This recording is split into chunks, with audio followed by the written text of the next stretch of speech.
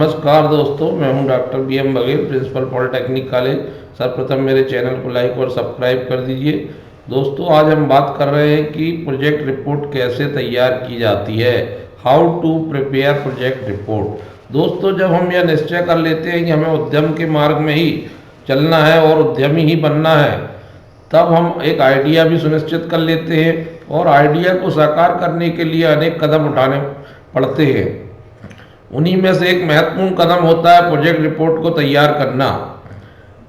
What is a project report and its importance. Project report का महत्व क्या है और वो यह होती क्या है। किसी भी नवीन इकाई की प्रोजेक्ट रिपोर्ट ठीक वैसे ही होती है जैसे एक नवजात बालक की जन्म कुंडली तैयार करते हैं। जिस प्रकार जन्म कुंडली देखकर यह बतलाया जा सकता है कि बालक के ग्रह नक्षत्र क्या है तथा उसका वर्तमान क्या होगा और भविष्य क्या होगा, ठीक उसी प्रकार प्रोजेक्ट रिपोर्ट देखकर कोई भी व्यक्ति ये जान सकता है कि इस इकाई का वर्तमान क्या होगा और भविष्य क्या होगा।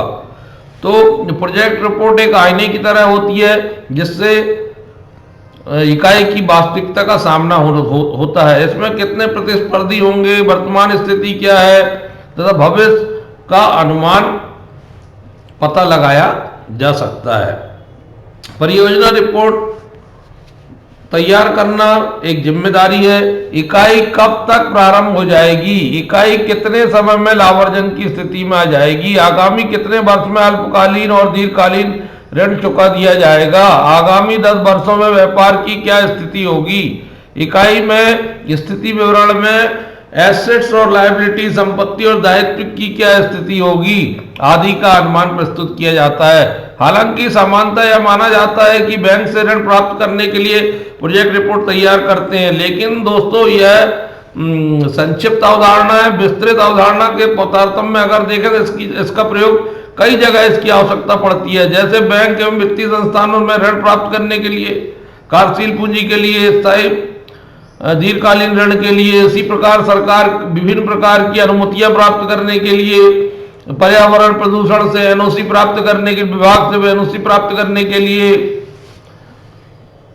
और एक विजन डॉक्यूमेंट होता है। इससे ये भी देखा जा सकता है कि हमने जैसी प्रोजेक्ट रिपोर्ट तैयार करी थी वैसा काम हो रहा है अथवा नहीं हो रहा है। आवश्यक सुधार के कदम उठाए जा सकते हैं।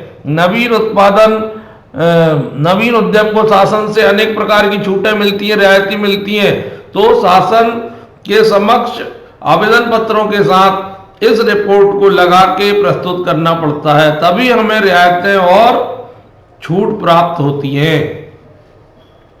तो दोस्तों, प्रोजेक्ट रिपोर्ट का महत्व सतत रूप से बना रहता है। प्रोजेक्ट रिपोर्ट में शामिल की जाने वाली प्रमुख बातें, सबसे पहले उसको चैप्टर वाइज बांटा जाता है। चैप्टर 1 में इकाई का समान परिचय प्रस्तुत किया जाता है। प्रोजेक्ट रिपोर्ट का प्रारंभ परिचय से होता है, जिसमें इकाई का नाम, इकाई का प्रकार, पता अर्थात कानून के तहत इकाई का स्वरूप क्या होगा, वो क्या साझेदारी फर्म होगी, क्या कंपनी होगी, क्या एकाकी व्यापार होगा, क्या लिमिटेड लायबिलिटी फर्म होगी, ये सब बताना पड़ता है। इकाई किस स्थान पर स्थापित होगी, इकाई द्वारा किए जाने वाले व्यवसाय उत्पादन की जाने वाली वस्तु का प्रकार क्या होगा, वस्तु या सेवा का नाम क्या होगा, उद्यमी की सामान्य जानकारी जैसे उसका नाम, पिता का नाम, उसका स्थायी पता, पत्र व्यवहार का पता, संपर्क नंबर, शैक्षणिक योग्यता, कार्य अनुभव आदि देना पड़ता है। वास्तव में प्रोजेक्ट रिपोर्ट का यह भाग प्रस्तावना या आमुख प्रिम्बल को बतलाता है, जिसमें इकाई की संपूर्ण उद्देश्य तथा अन्य बातों की संक्षिप्त जानकारी रहती है। किसी भी उद्यम की सफलता इस बात पर निर्भर करती है कि उस इकाई द्वारा उत्पादित वस्तु या सेवा की बाजार में कितनी मांग है। दूसरे चैप्टर में बाजार की जानकारी देनी पड़ती है। वित्तीय संस्थाएं ऋण देते समय इस बात पर फोकस करती हैं कि इकाई की बाजार में क्या स्थिति है, इकाई की बाजार में क्या स्थिति है, और वो इस बात पर संतुष्ट होने के उपरांत ही ऋण जारी करती है। अर्थात वो पता लगाती है कि मांग की क्या संभावना। प्रोजेक्ट रिपोर्ट में बाजार की पूर्ण जानकारी, जैसे जो इकाई लगाए जा रही है उसके प्रतिस्पर्धी कौन होंगे, उनकी बाजार में वर्तमान स्थिति क्या है, मांग और पूर्ति की स्थिति क्या है, मार्केटिंग की क्या व्यवस्था रहेगी, वितरण की क्या व्यवस्था रहेगी, और बनाया गया प्रोजेक्ट कैसे सफल होगा, वह उपभोक्ताओं को क्यों पसंद आएगा। फिर चैप्टर 3 में देना पड़ता है production and sales information, report के इस भाग में इकाई में उत्पादित होने वाली वस्तु के मुख्य और सहायक प्रोडक्ट की मात्रा, प्रति उत्पाद का मूल्य, बिक्री से प्राप्त होने वाले राजस्व की जानकारी। प्रायोगिक पक्ष यह है कि सामान्यतः इकाई अपनी प्रस्तावित बिक्री का 100% कभी प्राप्त नहीं कर पाती, क्योंकि इकाई को स्थापित होने में और जमा होने में समय लगता है। प्रथम वर्ष 60%, द्वितीय वर्ष 70%, तृतीय वर्ष 80% की क्षमता के साथ उत्पादन होता है। फिर हमें कच्चे माल की जानकारी देनी पड़ती है। रिपोर्ट के इस भाग में इकाई में उत्पादित होने वाली वस्तु में मुख्य प्रोडक्ट और सहायक प्रोडक्ट में को बनाने में कौन सी कच्ची सामग्री की जरूरत पड़ेगी, वह कहां से मिलेगी, उसको बेचने वाले कौन है, कितनी दूरी परिवहन करना पड़ेगा, परिवहन की लागत कितनी आएगी, वस्तु का उत्पादन करने में कितना माल बेकार चला जाएगा, इन सब पहलुओं को गणना में शामिल करना आवश्यक है। इकाई में वास्तविक उत्पादन क्षमता को ध्यान में रखकर कच्चे माल की विशिष्टता, दर तथा इस पर आने वाली लागत, कच्चे माल के सप्लायरों के नाम, पता, टेलीफोन नंबर आदि दर्शाना पड़ता है। तो इस प्रकार एक प्रोजेक्ट रिपोर्ट में सभी पहलुओं को देना होता है। इसके बाद आता है निर्माण प्रक्रिया की जानकारी। रिपोर्ट के इस भाग में इकाई में उत्पादित होने वाली वस्तु उत्पादन की प्रक्रिया, कौन सी आधुनिक संयंत्र मशीनरियों का प्रयोग किया जाएगा, निर्माण प्रक्रिया के दौरान कच्ची सामग्री का कितना नुकसान होगा, कब मशीनों को चलने के लिए बिजली की आपूर्ति की व्यवस्था क्या होगी, कितने कुशल अकुशल कारीगर लगेंगे, इन सब की लागत क्या होगी, यदि मशीन या तकनीकी किसी संस्था विशेष से क्रय की जाएगी तो उसका स्रोत बतलाना होगा। प्रतिस्पर्धात्मक इकाई कौन सी तकनीकी का इस्तेमाल कर रही है, उनकी तुलना में इकाई द्वारा अपनाई जा रही तकनीकी कितनी श्रेष्ठ और उत्तम है तथा प्रतिस्पर्धा में टिकती है अथवा नहीं। इस प्रकार से प्रोजेक्ट रिपोर्ट में संक्षेप में पूरी निर्माण प्रक्रिया को समझाना पड़ता है, ताकि रिपोर्ट देखने वाले को आसानी से समझ में आ जाए कि इस इकाई में किस प्रकार की सामग्री का इस्तेमाल किया जा रहा है। एक प्रकार से पूरी जन्म कुंडली जो है व्यापार की इसमें मिलती है। दोस्तों, प्रोजेक्ट रिपोर्ट बहुत संभल के सोच के बाद अध्याय 6 में जो है मशीन और उपकरणों की जानकारी देनी पड़ती है। दोस्तों, मशीन, उपकरण या तकनीकी के बिना किसी भी उद्यम या इकाई का चलना असंभव जैसा है। तो किसी भी इकाई को चलाने के लिए किन मशीनों की आवश्यकता होगी, किन संयंत्रों की आवश्यकता होगी, किन उपकरणों की आवश्यकता होगी, कौन सी तकनीकी की आवश्यकता होगी, वो किस दर पर प्राप्त होंगी, उनका मूल्य क्या होगा, मात्रा क्या होगा, इसके लिए वो कहां से क्रय की जाएंगी, जिस संस्थान या फर्मों से क्रय की जाएंगी उन संस्थान या फर्मों से कोटेशन प्राप्त करके प्रोजेक्ट रिपोर्ट के साथ लगाना पड़ता है। कोटेशन वास्तविक होना चाहिए, अर्थात उसमें मशीन की मात्रा और उसके सही दाम उल्लेखित किए जाना चाहिए। इसके अलावा मशीन जहां से क्रय करके प्लांट तक लाई जाएगी तो परिवहन की क्या लागत होगी, मशीन में जीएसटी कितना लगेगा और उसमें लोडिंग अनलोडिंग के क्या व्यय होंगे और कारीगर जो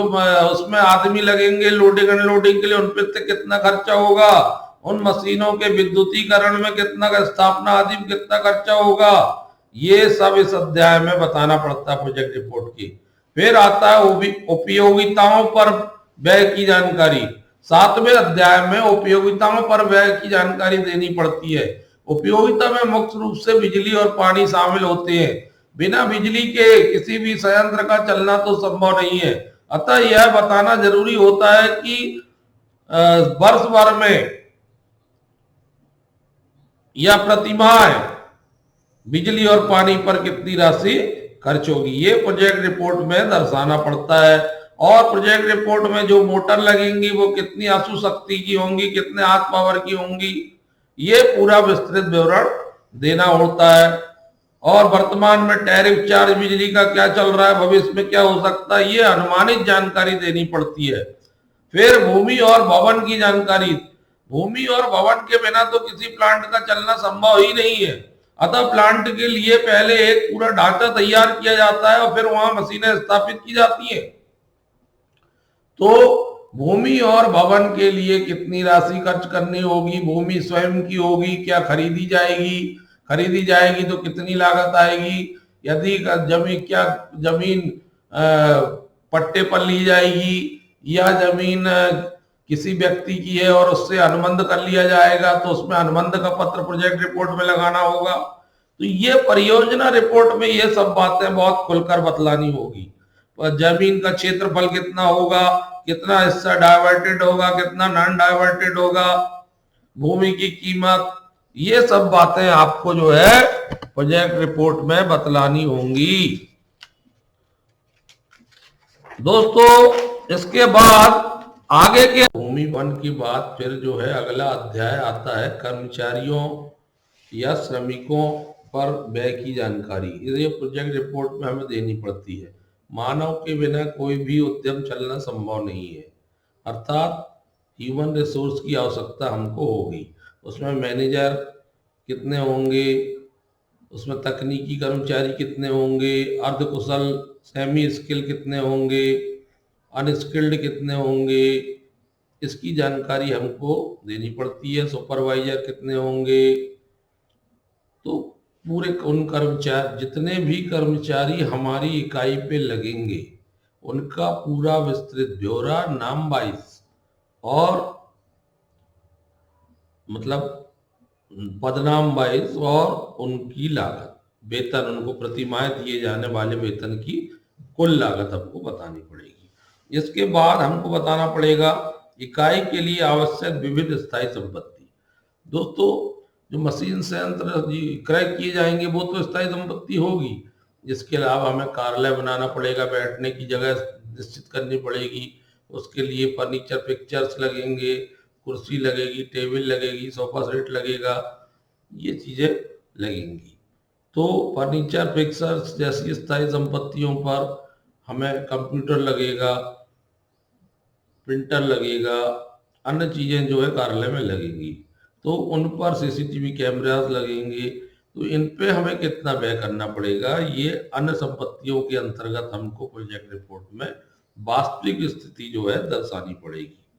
फिर है इकाई की स्थापना के पूर्व होने वाले व्ययों का आकलन। दोस्तों क्या होता है, कई बार हम तो जो प्रोजेक्ट रिपोर्ट में काम की बाधित चीजें तो दर्शाते ही दर्शाते हैं, जब हम उद्यम लगाते हैं तो उद्यम लगाने के विचार के साथ ही हमारा व्यय शुरू हो जाता है, क्योंकि हम उसी प्रकार के उद्यमों की निगरानी करते हैं, जाकर देखते हैं, मशीन संयंत्र के बारे में पता करते हैं, ऋण की प्रक्रिया के बारे में पता करते हैं और उस भूमि वन के बारे में पता करते हैं। इस प्रकार हम जो भी करते हैं हर स्टेप में हमको पैसा खर्च करना पड़ता है। तो ये बातें प्रोजेक्ट रिपोर्ट में आनी चाहिए।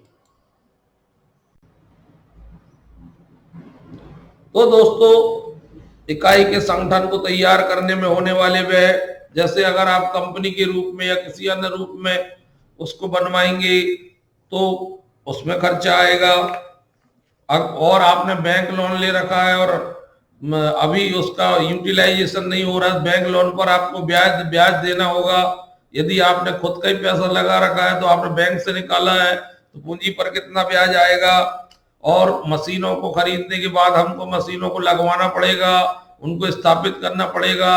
स्थापित करने के लिए तकनीकी लोगों की सहायता होगी, लेनी होगी, तकनीकी का पहलुओं पे राशि खर्च होगी, स्थापित करके देने वाले लोग पैसा लेंगे। तो ये सब बातें आपको, और आपको कई बार जो है मशीनों की जानकारी के लिए, उद्यम के बारे में जानकारी के लिए यात्राएं करनी पड़ेंगी, दूसरे उद्यमों में जाके देखना पड़ेगा कि उद्यम कैसे चलता है, किन किन चीजों की आवश्यकता पड़ती है। यात्रा के व्यय हो सकते हैं, कुछ ऐसे व्यय हो सकते हैं जिन्हें आप किसी शीर्षक में नहीं डाल सकते, वो विविध व्यय कहलाएंगे। बहुत सारे प्रशासनिक प्रकार के व्यय हो सकते हैं, इन सब डाक तार के व्यय, टेलीफोन के व्यय, मोबाइल के व्यय, प्रिंटिंग स्टेशनरी के व्यय, ये सब व्यय आपको जो है प्रोजेक्ट रिपोर्ट में दर्शाना होगा। इसके बाद अध्याय आएगा इकाई की कुल परियोजना लागत तथा उसकी स्थापना हेतु प्रस्तावित वित्त व्यवस्था। जब हम इकाई की कुल लागत निकालेंगे फिर कि हमें भूमि और भवन के विकास पर कितना व्यय हुआ, भवन निर्माण पर कितना व्यय हुआ, मशीनरी उपकरणों पर कितना व्यय हुआ, विविध स्थायी संपत्तियों पर कितना व्यय हुआ, उपयोगिताओं पर कितना व्यय हुआ, परिचालन पर कितना व्यय होगा, आकस्मिक व्यय कितने होंगे, कार्यशील पूंजी एक संपूर्ण उत्पादन चक्र हेतु। इस प्रकार इन सब बातों का योग करके हमको अभी क्या आएगी, स्थायी इकाई की उत्पादन लागत आएगी। इकाई की उत्पादन लागत के फिर हम वित्त व्यवस्था कैसे करेंगे, अर्थात उसमें जितना पैसा लगेगा उसमें स्वयं के साधन से कितना पैसा लगाएंगे, अर्थात इक्विटी कितनी होगी, कितना पैसा हम ऋण लेकर लगाएंगे, ये हमको जो है डेप्ट होगा हमारा, ये हमें उत्पादन लागत शीर्षक में बतलाना है। फिर अगला शीर्षक 13 शीर्षक होगा इकाई की उत्पादन लागत एवं लाभांश की गणना करने के लिए मान्य की गई विभिन्न धारणाओं की जानकारी। अब उत्पादन लागत है, किसी फार्मूला का तो यूज करना पड़ेगा लाभ की गणना के लिए, उत्पादन की लागत निकालने के लिए, जो कि सरकार द्वारा या उद्योगों में मान्य धारणाएं हैं या मान्य फार्मूले हैं, उन्हीं को ही इस्तेमाल करना पड़ेगा। ऐसा नहीं कि मन से कुछ भी उठाया और कुछ भी लगा दिए कितनी उत्पादन लागत आ रही है, ऐसा संभव नहीं है। तो हमको निर्धारित फार्मूला बताना पड़ेगा प्रोजेक्ट रिपोर्ट में कि हमने उत्पादन लागत और लाभांश निकालने के लिए किन फार्मूलास का उपयोग किया है। इसके अलावा हमें बीईपी निकालना पड़ेगा, ब्रेक इवन पॉइंट, कि वो कौन सा बिंदु है जहां लागत मूल्य और विक्रय मूल्य समान होंगे। हर प्रोजेक्ट रिपोर्ट में बीईपी निकाल कर देना होता है। तो दोस्तों इस प्रकार से आप प्रोजेक्ट रिपोर्ट में पूरी जानकारी देखेंगे, उसमें कैश फ्लो बताना पड़ेगा। इसके अलावा आपको ये बताना पड़ेगा कि बैलेंस शीट कैसे तैयार करी है आपने, लायबिलिटीज कैसे तैयार करें, ये सब जो अनुमान और यह वास्तविकता की जो फिगर आपने प्रोजेक्ट रिपोर्ट में सभी पहलुओं को लेकर बतलाए हैं, उनका एथेंटिक प्रूफ दीजिए, उनका आधार तो बताइए। तो दोस्तों इस प्रकार से प्रोजेक्ट रिपोर्ट हम तैयार करेंगे और प्रोजेक्ट रिपोर्ट हमारी ओर से सामान्यतः जो है सीए तैयार करेगा, क्योंकि चार्टर अकाउंटेंट उस विषय का विशेषज्ञ है। हम केवल अपनी आवश्यकताओं को बताएंगे, हम बताएंगे कि हम क्या क्या करने जा रहे हैं, उसको एक रफ कागज में या मौखिक रूप से पूरी जानकारी देंगे और उनको ध्यान में रखकर वो हमें प्रोजेक्ट रिपोर्ट तैयार करके देगा और इस प्रोजेक्ट रिपोर्ट से ही हमारा उद्यम या इकाई जो है जन्म लेगी और कार्य करेगी। और यदि हम अच्छे से काम करेंगे, लगन मेहनत उत्साह से, तो हम व्यवसाय के क्षेत्र में सफलता प्राप्त करेंगे और हमें लाभार्जन होगा। तो और हम न केवल स्वयं के लिए रोजगार का सृजन करेंगे, बल्कि दूसरों के लिए भी रोजगार पैदा करेंगे, जिसमें सैकड़ों की संख्या में कर्मचारियों अधिकारियों की आवश्यकता पड़ेगी, दूसरे लोगों को रोजगार मिलेगा। तो धन्यवाद दोस्तों।